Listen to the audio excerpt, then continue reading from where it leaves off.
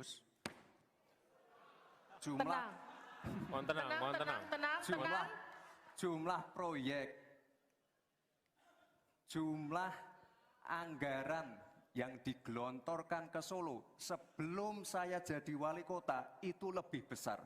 Saya tahulah ini arah pertanyaannya kemana. Tapi yang jelas ini Gus, apa yang sudah dibangun, yang kita lihat bukan bangunan fisiknya saja, tapi kita lihat impact-nya ke warga. Bangun masjid menggunakan CSR dari Abu Dhabi. Impact-nya apa? UMKM kita sekarang melesat, wisata kita melesat. Kemarin waktu Idul Fitri, kunjungan wisatawan ke Solo melebihi Jogja. Itu impact-nya. Lalu kita lihat,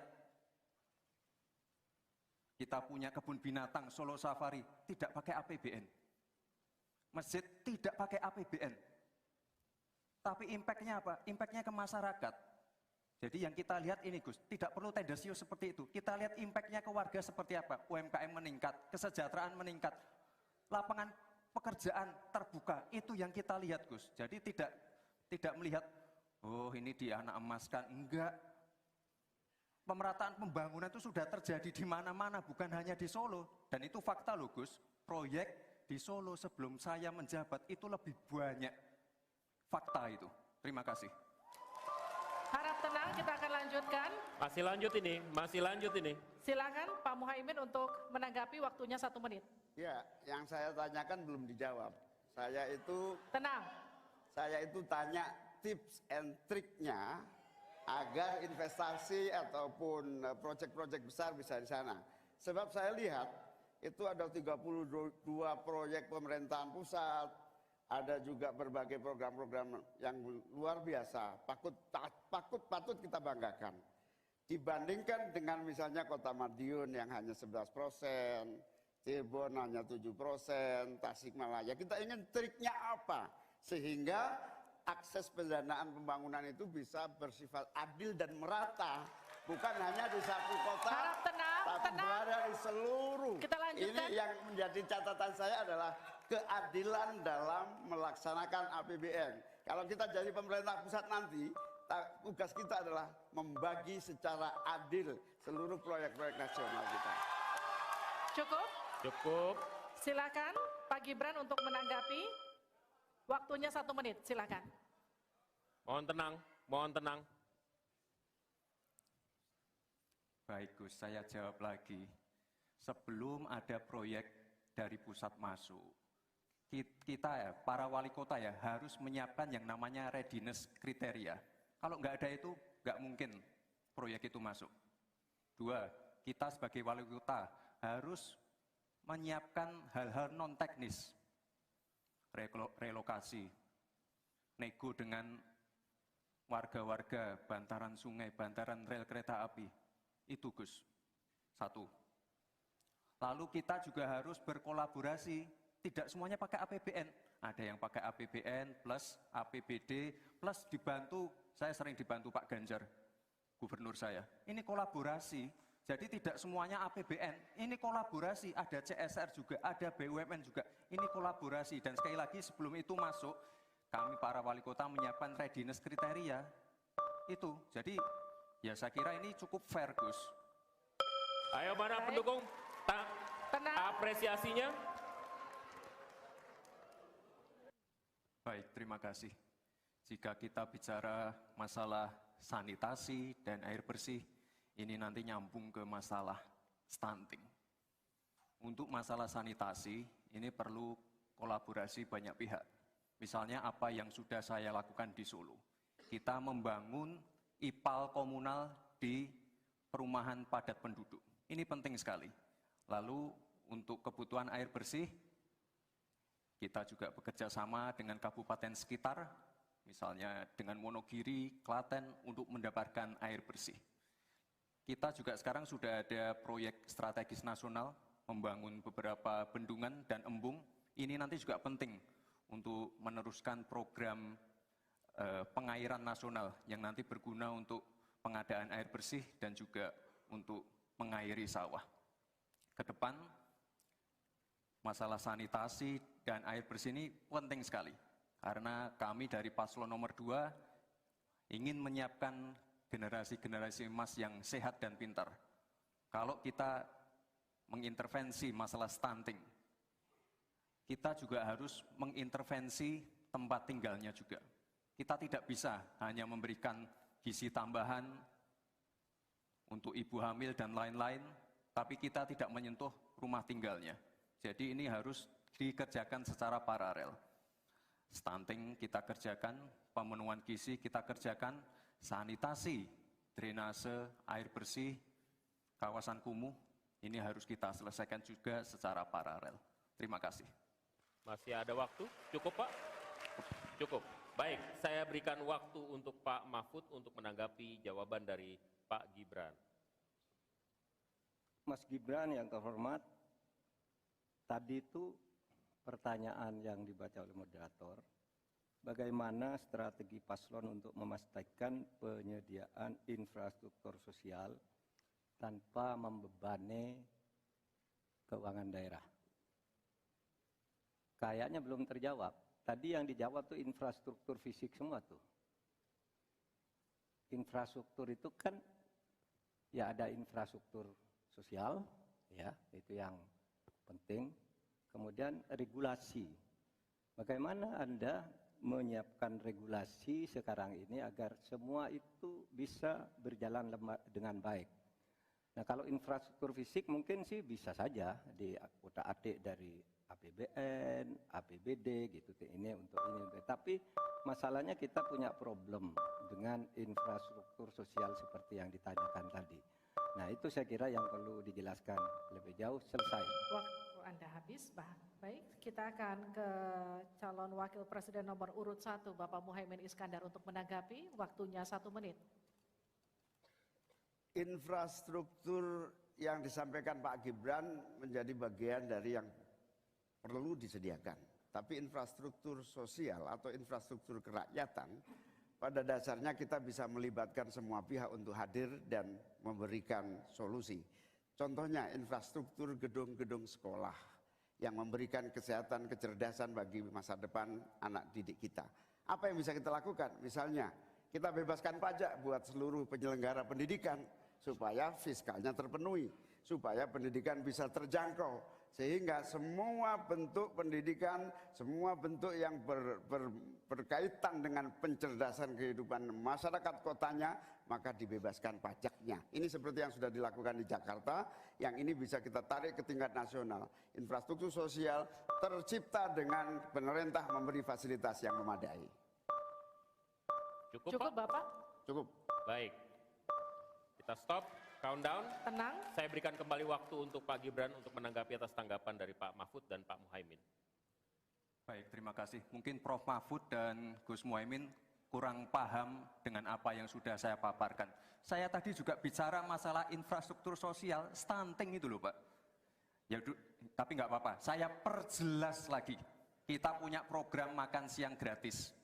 Banyak yang nyinyir, tapi sekali lagi Pak, program makan siang gratis ini adalah investasi menuju Indonesia emas. Program makan siang gratis 400T ini adalah stimulan untuk ibu-ibu, warteg-warteg, warung-warung, catering-catering yang ada di daerah. Bayangkan 400T mengucur ke daerah-daerah. Semua ibu-ibu ikut memasak makan siang untuk anak-anak kita. Itu Pak yang saya maksud dengan infrastruktur sosial. Program makan siang gratis, investasi ke depan untuk menuju Indonesia emas. Terima kasih. Tenang. Baik. Ini karena Prof. Mahfud adalah ahli hukum, saya ingin bertanya bagaimana regulasi untuk carbon capture and storage. Cukup? Cukup Bapak? Baik. Baik. Silakan Bapak Mahfud untuk menjawab. Waktu Anda untuk menjawab adalah 2 menit.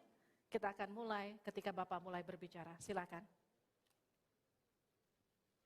Baik, Mas Gibran yang terhormat, regulasi itu kalau orang ahli regulasi itu tidak harus spesifik satu persatu itu, kecuali proyek pembuatan regulasi itu sudah ada, ya. proyek pergugatan resolusi sudah ada, kita harus buat ini baru, dibuat regulasinya bagaimana. Bagaimana cara regulasinya? Satu, membuat naskah akademik dulu. Naskah akademiknya apa? Naskah akademik itu kalau mengikuti pola yang sederhana aja, pakai aja kasus RUK-TIPI namanya. Kalau di dalam ilmu perundang-undangan itu, misalnya regulasi yang sudah ada bagaimana, kalau belum ada bagaimana. Kemudian opportunity-nya bagaimana. Kemudian kapasitas lembaganya bagaimana. Kemudian komunikasi publiknya bagaimana. Kemudian ideologisnya bagaimana. Itulah yang disebut procipi dan prosedur tentu saja. Nah itu yang akan kita buat. Kalau saya ditanya bagaimana mengatur soal regulasi undang-undang tentang karbon dan sebagainya, bukan hanya karbon dan itu. Jadi itu yang akan kita lakukan. Tetapi sebenarnya ya, yang terpenting itu bagi saya apapun yang akan kita bangun itu kan harus ada sistem pengawasan keuangan. Barangkali Mas Gibran sudah tahu atau belum tahu juga karena ini baru. Pada tanggal 9 Desember kemarin itu sudah ada sebuah sistem SIPD namanya, Sistem Informasi Pemerintahan Daerah, yang itu mengaitkan dengan APBN dan sebagainya, sehingga ada pengawasan terhadap uang itu mulai dari perencanaan, pelaksanaan sampai evaluasi dan sebagainya. Nah itu saya kira pedoman utamanya. Selesai. Cukup. Baik. Harap tenang. Masih belum Kita selesai. lanjutkan. Ini masih belum selesai nih. Kami berikan kesempatan kembali kepada Pak Gibran untuk menanggapi. Baik, terima kasih Pak. Kalau masalah SIPD ya tentu saya tahu Pak. Saya kan wali kota Pak. Saya pasti pakai SIPD untuk perencanaan anggaran kami Pak. Tapi kembali lagi ke pertanyaan saya Pak. Pak Prof Mahfud menjawab 2 menit. Tapi pertanyaan saya belum dijawab sama sekali Pak. Apa regulasinya Pak untuk carbon capture and storage? Simple sekali Pak pertanyaan saya Pak. Mohon dijawab Pak. Dijawab sesuai pertanyaan yang saya tanyakan Pak. Nggak perlu ngambang kemana-mana Pak. Terima kasih. Baik, cukup ya Pak ya. Kita lanjutkan. Silakan Pak Mahfud. Jadi begini Mas Gibran, di dalam ilmu hukum, misalnya saya tanya kepada Anda sekarang ya, bagaimana cara membuat aturan tentang antariksa nasional? Anda pasti tidak tahu. Jawab sekarang coba kalau pasti tidak tahu. Karena ya, Harap tenang. karena hukum itu perlu masalahnya dulu apa yang mau dibuat. Itulah kemudian dibuat naskah akademik menurut peraturan yang sekarang ada. Di dalam Perpres itu disebutkan buat naskah akademik. Nah, akademik itu nanti dinilai bersama lalu dibahas gitu, rame-rame. Nah, naskah akademik itulah yang akan menentukan bagaimana prosedur, kemudian bagaimana sebenarnya materi-materi yang diperlukan untuk itu, apakah ini sudah ada yang ngatur cuma namanya berbeda atau tidak. Nah itu semua kalau Anda tanya gimana sih cara membuat peraturan, ya gampang, sesederhana itu aja. Kalau Anda ditanyakan hal baru, jadi buat naskah akademik, kita diskusikan. Nah itu sebuah prosedur karena Anda bicara membuat hukum atau apa untuk menaikkan pajak. Hati-hati loh, rakyat itu sensitif kalau pajak dinaikkan. Ya, Mas Gibran yang terhormat, apa sih perbedaan antara penerimaan pajak dan tax ratio? Anda bicara 23%, 23% dari apa ini? Kalau Anda bicara bahwa beda antara penerimaan pajak dan rasio atau tax ratio pajak. Kan kalau persen kaitannya dengan PDB, apa 23% dari APBN atau apa? Kalau 23% dari APBN itu salah. Karena sekarang aja sudah 82%, dengan tax ratio sekarang hanya 10,5%, sumbangan terhadap APBN itu 20%. Saya ingin tanya, 23% itu dari apa? 23% dari PDB atau dari APBN atau apa untuk menaikkan pajak? Hati-hati loh, rakyat itu sensitif kalau pajak dinaikkan. Karena kita sudah berkali-kali nawarkan tax amnesty, juga tidak jelas hasilnya. Kemudian tax pajak itu, insentif pajak sudah ditawarkan oleh pemerintah, tapi tidak ada yang mau. Karena diperas-peras juga jadi alat nego di kantor pajak. Nah oleh sebab itu, ini harus jelas, 23% dari apa, selesai. Silakan. Harap tenang. Masih lanjut, Tenang, kita masih lanjut. Silakan. Pak, yang saya klarifikasi tadi adalah tax ratio dan menaikkan pajak, Pak. Itu beda. Kita kita ini tidak ingin berburu di dalam kebun binatang. Kita ingin memperluas kebun binatangnya. Kita tanami, binatangnya kita gemukkan. Artinya apa? Membuka dunia usaha baru. Sekarang NPWP, yang punya NPWP ini baru 30%. Artinya apa? Kita harus melakukan intensifikasi dan ekstensifikasi. Saya tahu pasti pada negatif thinking. Kita tidak akan memberatkan UMKM yang di bawah omsetnya 500 juta, pajaknya 0. Pengen modal 200 juta, kur, tanpa agunan. Nggak ada yang memberatkan, Mbak. Terima kasih. Baik. Terima kasih Pak Gibran. Pak Gibran ini telah berhasil menjadi wali kota sekaligus pengusaha yang sukses. Bahkan berbagai proyek-proyek besar telah berhasil dibangun di Solo. Ini menjadi prestasi, tetapi kita ingin prestasi ini ditularkan kepada yang lain. Saya ingin Pak Gibran menyampaikan tips and tricks agar bupati, wali kota, dan pemerintah daerah yang lain bisa belajar agar proyek-proyek besar bisa dimasukkan di kota Solo. Bagaimana caranya ini? Tenang. Itu. Cukup? Cukup. Baik. Cukup. Silahkan waktu Anda. Pak Gibran, waktu Anda 2 menit untuk menanggapi. Baik, Gus Muhaimin, saya jelaskan ya. Sekarang Indonesia itu sudah memulai yang namanya pemerataan pembangunan. Yang dibangun bukan hanya Solo saja. 53% investasi kita sudah ada di luar Jawa. Kalau kita pengen fair ya Gus, Tenang. Mohon tenang, mohon tenang. jumlah proyek, jumlah anggaran yang digelontorkan ke Solo sebelum saya jadi wali kota itu lebih besar. Saya tahulah ini arah pertanyaannya kemana. Tapi yang jelas ini Gus, apa yang sudah dibangun, yang kita lihat bukan bangunan fisiknya saja, tapi kita lihat impact-nya ke warga. Bangun masjid menggunakan CSR dari Abu Dhabi. Impact-nya apa? UMKM kita sekarang melesat, wisata kita melesat. Kemarin waktu Idul Fitri, kunjungan wisatawan ke Solo melebihi Jogja. Itu impact-nya. Lalu kita lihat, kita punya kebun binatang Solo Safari, tidak pakai APBN. Masjid tidak pakai APBN. Tapi impact-nya apa? Impact-nya ke masyarakat. Jadi yang kita lihat ini Gus, tidak perlu tendensius seperti itu. Kita lihat impact-nya ke warga seperti apa. UMKM meningkat, kesejahteraan meningkat, lapangan pekerjaan terbuka. Itu yang kita lihat Gus. Jadi tidak melihat, oh ini dia anak emaskan. Enggak. Pemerataan pembangunan itu sudah terjadi di mana-mana, bukan hanya di Solo. Dan itu fakta loh Gus. Proyek di Solo sebelum saya menjabat itu lebih banyak. Fakta itu. Terima kasih. Harap tenang, kita akan lanjutkan. Masih lanjut ini. Silakan Pak Muhaimin untuk menanggapi, waktunya 1 menit. Ya, yang saya tanyakan belum dijawab. Tenang. Saya itu tanya tips and triknya agar investasi ataupun proyek-proyek besar bisa di sana. Sebab saya lihat itu ada 32 proyek pemerintahan pusat, ada juga berbagai program-program yang luar biasa, patut kita banggakan. Dibandingkan dengan misalnya Kota Madiun yang hanya 11%, Cirebon hanya 7%, Tasikmalaya. Kita ingin triknya apa? Sehingga akses pendanaan pembangunan itu bisa bersifat adil dan merata.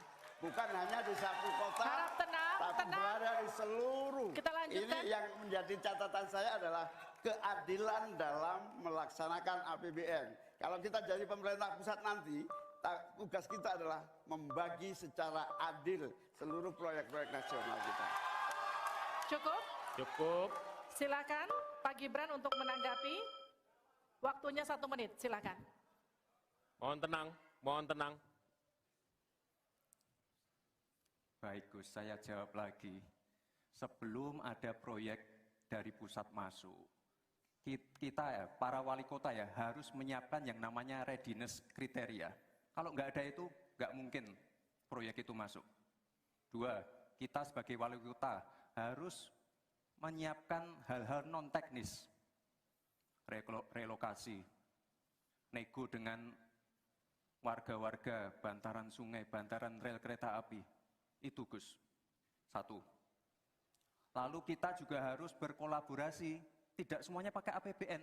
Ada yang pakai APBN plus APBD plus dibantu, saya sering dibantu Pak Ganjar, gubernur saya. Ini kolaborasi, jadi tidak semuanya APBN, ini kolaborasi, ada CSR juga, ada BUMN juga, ini kolaborasi. Dan sekali lagi sebelum itu masuk, kami para wali kota menyiapkan readiness kriteria, itu. Jadi ya saya kira ini cukup fair Gus. Ayo mana Baik. pendukung? Tenang. Apresiasinya. Baik, terima kasih. Jika kita bicara masalah sanitasi dan air bersih, ini nanti nyambung ke masalah stunting. Untuk masalah sanitasi, ini perlu kolaborasi banyak pihak. Misalnya apa yang sudah saya lakukan di Solo. Kita membangun IPAL komunal di perumahan padat penduduk. Ini penting sekali. Lalu untuk kebutuhan air bersih, kita juga bekerja sama dengan kabupaten sekitar, misalnya dengan Wonogiri, Klaten, untuk mendapatkan air bersih. Kita juga sekarang sudah ada proyek strategis nasional, membangun beberapa bendungan dan embung. Ini nanti juga penting untuk meneruskan program pengairan nasional yang nanti berguna untuk pengadaan air bersih dan juga untuk mengairi sawah. Ke depan, masalah sanitasi dan air bersih ini penting sekali. Karena kami dari paslon nomor 2 ingin menyiapkan generasi-generasi emas yang sehat dan pintar. Kalau kita mengintervensi masalah stunting, kita juga harus mengintervensi tempat tinggalnya juga. Kita tidak bisa hanya memberikan gizi tambahan untuk ibu hamil dan lain-lain, tapi kita tidak menyentuh rumah tinggalnya. Jadi ini harus dikerjakan secara paralel. Stunting kita kerjakan, pemenuhan gizi kita kerjakan, sanitasi, drainase, air bersih, kawasan kumuh, ini harus kita selesaikan juga secara paralel. Terima kasih. Masih ada waktu? Cukup Pak? Cukup. Baik, saya berikan waktu untuk Pak Mahfud untuk menanggapi jawaban dari Pak Gibran. Mas Gibran yang terhormat, tadi itu pertanyaan yang dibaca oleh moderator, bagaimana strategi paslon untuk memastikan penyediaan infrastruktur sosial tanpa membebani keuangan daerah. Kayaknya belum terjawab. Tadi yang dijawab tuh infrastruktur fisik semua tuh. Infrastruktur itu kan ya ada infrastruktur sosial, ya itu yang penting. Kemudian regulasi. Bagaimana Anda menyiapkan regulasi sekarang ini agar semua itu bisa berjalan dengan baik. Nah kalau infrastruktur fisik mungkin sih bisa saja diutak-atik dari APBN, APBD gitu. Ini untuk ini. Tapi masalahnya kita punya problem dengan infrastruktur sosial seperti yang ditanyakan tadi. Nah itu saya kira yang perlu dijelaskan lebih jauh. Selesai. Waktu Anda habis, baik. Kita akan ke calon wakil presiden nomor urut 1, Bapak Muhaimin Iskandar untuk menanggapi. Waktunya 1 menit. Infrastruktur yang disampaikan Pak Gibran menjadi bagian dari yang perlu disediakan. Tapi infrastruktur sosial atau infrastruktur kerakyatan, pada dasarnya kita bisa melibatkan semua pihak untuk hadir dan memberikan solusi. Contohnya infrastruktur gedung-gedung sekolah yang memberikan kesehatan, kecerdasan bagi masa depan anak didik kita. Apa yang bisa kita lakukan? Misalnya, kita bebaskan pajak buat seluruh penyelenggara pendidikan supaya fiskalnya terpenuhi, supaya pendidikan bisa terjangkau, sehingga semua bentuk pendidikan, semua bentuk yang berkaitan dengan pencerdasan kehidupan masyarakat kotanya maka dibebaskan pajaknya. Ini seperti yang sudah dilakukan di Jakarta, yang ini bisa kita tarik ke tingkat nasional. Infrastruktur sosial tercipta dengan pemerintah memberi fasilitas yang memadai. Cukup, Cukup Pak? Bapak? Cukup. Baik. Kita stop, countdown. Tenang. Saya berikan kembali waktu untuk Pak Gibran untuk menanggapi atas tanggapan dari Pak Mahfud dan Pak Muhaimin. Baik, terima kasih. Mungkin Prof. Mahfud dan Gus Muhaimin kurang paham dengan apa yang sudah saya paparkan. Saya tadi juga bicara masalah infrastruktur sosial, stunting itu loh Pak. Ya, tapi nggak apa-apa, saya perjelas lagi. Kita punya program makan siang gratis. Banyak yang nyinyir, tapi sekali lagi Pak, program makan siang gratis ini adalah investasi menuju Indonesia emas. Program makan siang gratis 400T ini adalah stimulan untuk ibu-ibu, warteg-warteg, warung-warung, catering-catering yang ada di daerah. Bayangkan 400T mengucur ke daerah-daerah. Semua ibu-ibu ikut memasak makan siang untuk anak-anak kita. Itu Pak yang saya maksud dengan infrastruktur sosial. Program makan siang gratis, investasi ke depan untuk menuju Indonesia emas. Terima kasih. Tenang. Baik. Ini karena Prof. Mahfud adalah ahli hukum, saya ingin bertanya bagaimana regulasi untuk carbon capture and storage. Cukup? Cukup Bapak? Baik. Baik. Silakan Bapak Mahfud untuk menjawab. Waktu Anda untuk menjawab adalah 2 menit.